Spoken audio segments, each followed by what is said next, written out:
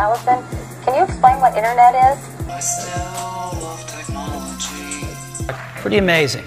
Truly wonderful the mind of a child is.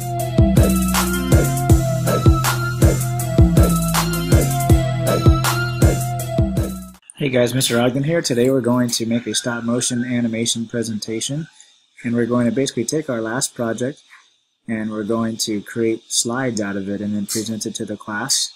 So first thing you need to do is watch this tutorial video and follow along, and then open up the assignment. Oh, you guys can hear my cat in the background. That's Bruce. Hi Bruce.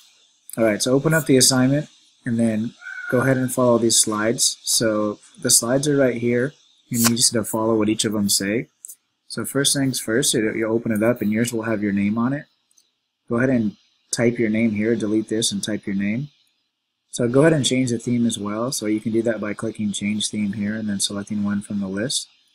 On slide 2, you're going to Google the definition of stop motion and you're going to type it here. Delete this text when you do so.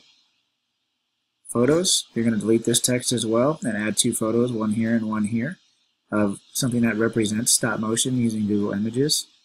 Step 4 is you're going to create a link to your animation project that you made already in class, and it needs to be the link with your 100 milliseconds for each slide.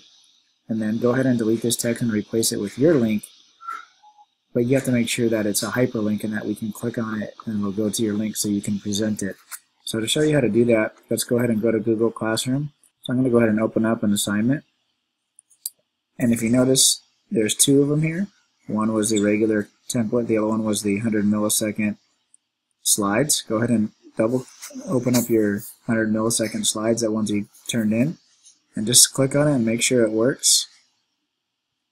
So this one is working, I'm not going to show you, but make sure it's working, and then go ahead and press Control C and go back to your project. And what you're going to do is you're going to delete this and then press Control V, and now we have this long link here.